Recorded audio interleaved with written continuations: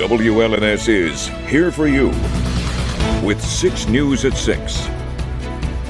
Michigan manufacturing was back in the spotlight today in the race for the White House, and it is our top story tonight at 6. Thanks for joining us. I'm Sherry Jones. Siobhan is off tonight. Vice President Kamala Harris was in Saginaw today, touring a plant that makes semiconductor chips and meeting with its workers. Those chips are essential to all modern electronics, including military machines. But the majority are produced overseas, which poses logistical and national security concerns for the United States. Vice President Harris visited the Hemlock Semiconductor plant in Saginaw to highlight the CHIPS Act, for which she cast the tie-breaking vote in the Senate. Harris says that legislation has brought new chip production and jobs to the state of Michigan. You're doing the work that's about building up a clean energy economy. And again, investing in workers. Wendell told me you're going to be hiring 1,300 new workers starting today. Good paying jobs, $89,000 a year, I understand at least. My staff said, yeah, that's better than some of the White House jobs in terms of how much they pay. I said, look, it's important work. The Republican ticket to the White House is focused on Michigan as well. Vice presidential nominee J.D. Vance will hold a rally in Saginaw at noon tomorrow, and then another rally in Holland around 3:30 p.m. A proposal in Eaton County is getting support from both sides of the aisle. It would allow the county to raise taxes to help fund public services, things like deputy road patrols and staff in the prosecutor's office. But tonight, a piece of mail is stirring up some controversy. Jack Priest is here for you now to break it down.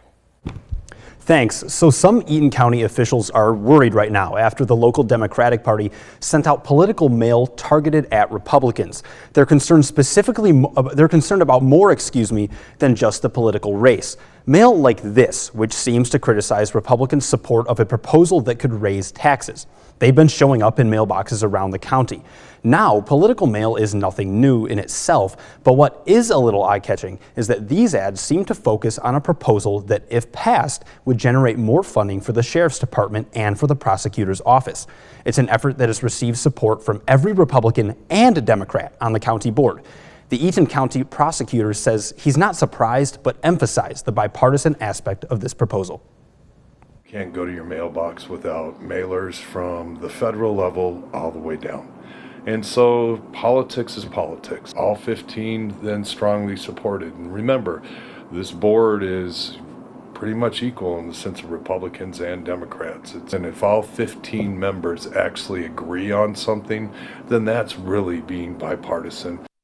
Brandon Haskell, one of the Democrats in favor of the proposal, said political attacks go both ways and he's not budging on his stance, saying in a statement that negative mail certainly has been making its way around Eaton County, but he emphasized that his job as a county commissioner is to put the county in the best position possible. He says, I will continue to advocate in favor of this tax limitation adjustment proposal like all of the other Democrats and Republicans currently on the board. Now, we did reach out to the Eaton County Democratic Party, which is responsible for those mailers, for comment, and we have not heard back from them. Sherry, back to you. Thank you, Zach. For many Michigan State University students, this is the first election where they will be allowed to vote. And while participating in democracy is great, you have to make sure that you know the rules. Lansing and East Lansing clerks say they're handling out-of-town, even out-of-state ballots. And that's because people, including students who live out of town, are putting their absentee ballots into ballot drop boxes, thinking their vote will be counted. But that's not how it works. Absentee ballots have to be mailed back to the clerk who issued them. We just want to make sure their ballot arrives in time to be tabulated. That's my biggest fear, is that folks will put their ballot from another jurisdiction or another state in our drop box with the mistaken belief that it will be counted, and it won't. And that's pretty heartbreaking. The clerks tell 6 News they have mailed more than 60 stray ballots to the correct clerks, but time is running out for the U.S. Postal Service to deliver those ballots before Election Day. So anyone who wants to make sure that their absentee ballot gets in on time should mail it in a mailbox by tomorrow. We'll stay with 6 News because we are your local election headquarters. We'll bring you everything you need to know in the final days leading up to the election, on air, online, and on our free 6 News app. We do have new details for you tonight about the 5 students who were arrested last week during a sit-in protest at the MSU Hanna Administration Building. All 5 have been charged with trespassing. Now, the students were part of a larger group from the Huria Coalition calling on MSU administrators to release a timeline to divest from weapons manufacturers and the nation of Israel. MSU Police and Public Safety said in a statement they were arrested after being ordered to disperse 3 times over the course of 20 minutes. The charges are misdemeanors, and the students have all been released from custody. We do have some encouraging news tonight in the fight against drug addiction. Sparrow Hospital is reporting the lowest number of drug deaths at their hospitals in the last 6 years. It is encouraging news for groups that work with addiction recovery. And our Nick Simon is here for you with what they think is behind this latest trend. Nick? Sherry, the falling rates are roughly half of what we saw during the highs of the pandemic, from 60 to 36, mostly because deaths from drugs like opioids and fentanyl are going down. Advocates say that there have been some pretty important changes in the way that we treat addiction over the past few years, and they're finally starting to see an impact. Our overall drug deaths for the second quarter of this year are down, and it's the lowest that we've seen since prior to 2018, so that's really, really good. Hopefully that means that all of our prevention efforts, they're starting to work. Sparrow Hospital keeps close track of how many people in our community die from drugs and what drugs they're dying from. Sadly, most of those are from accidental overdoses caused by opioids and fentanyl. A drug called Narcan is able to reverse the effects of an overdose, and community advocates that work with drug users say that they've watched it save lives in front of them. It's literally saving people's lives, and it's giving people another chance, another option. Punks with Lunch is one of the groups in town that has been expanding Narcan access from a drug that people were fighting to get their hands on into something that's widely available. You can even get it out of vending machines now. There are, the little boxes around town. We have some on the south side, north side, west side, all over Lansing, where people can just go and grab a box. Narcan is a lifesaver. Narcan, has saved my life 3 different times. Adam Howe is a former addict, but now he works to find housing for people trying to come off drugs and keep them off the streets and out of jail. He tells me that the most encouraging thing in the past few years has been changing the way that we talk about addiction. When everybody stopped looking at addicts and alcoholics as, people who are not law-abiding citizens and people who are, have a disease and need help, I think that's when it shifted.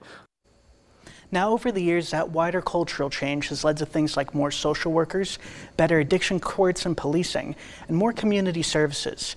But the groups I talk to aren't taking a victory lap. They're glad to see the numbers on the way down, but they are focused on the work that still needs to be done. From Storm Tracker 6, this is Weather First, sponsored by Auto Owners Insurance. Simple human sense. Well, this weekend was quite nice. Overnight lows were a little on the chilly side, but today we're heading back into the warm weather, and it's going to get a lot warmer over the next 24 hours, even though, there have been years past where we'd already seen significant snow heading into Halloween. Not this year, though, and no snow is in the forecast, as it's going to remain quite mild and pretty good for outdoor activities and things like trick-or-treating. I thought today we'd start highlighting some of those Halloween pictures. This one is our Picks on 6 winner today from Diane Pentacura. It is Diane and her niece out there. Just a couple witches out for a walk. Isn't that cute? I love it. And I want to see more Halloween pictures as well, decorations, you name it. Send it to us. WLNS.com/share is the place to upload your picture, and hopefully it's as cute as the one Diane sent, because that was a really nice picture.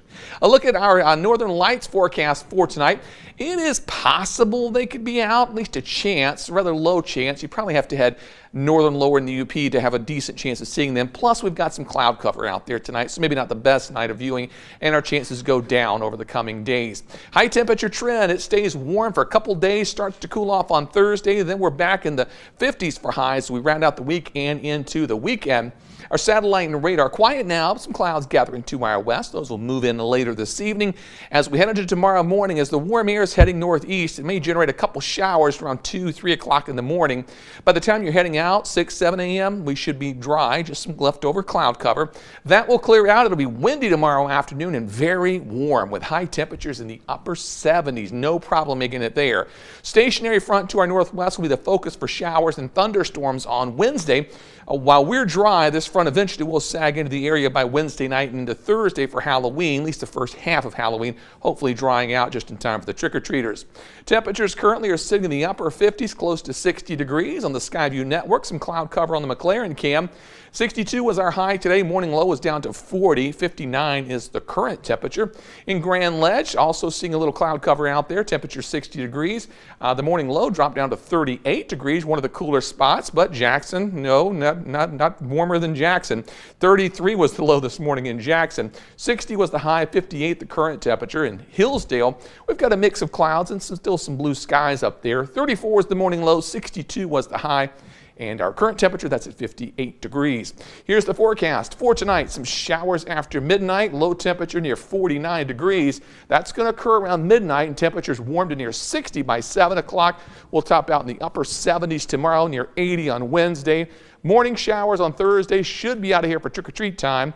Over the weekend, we've got temperatures in the 50s Saturday and Sunday. Don't forget your clocks fall back 1 hour Saturday night as you head to bed. Rain returns Monday and Tuesday, and then look at late next week. Highs are in the 40s. It's going to be cold. It is good. It's definitely jacket weather. Yeah. Finally, I can wear my coat, and Siobhan won't make fun of me. You got that right. Well, you know, Halloween is just around the corner, and the parties and trunk or treats have already started. And 6 News is here for you with everything Halloween. We have a list of family-friendly Halloween events in Mid-Michigan right on our website, WLNS.com. You can also upload your holiday pictures, and they may be used on air, so have fun with that. And of course, we here at 6 News will be handing out treats here at the station on Saginaw Street on Halloween night. Hope to see you.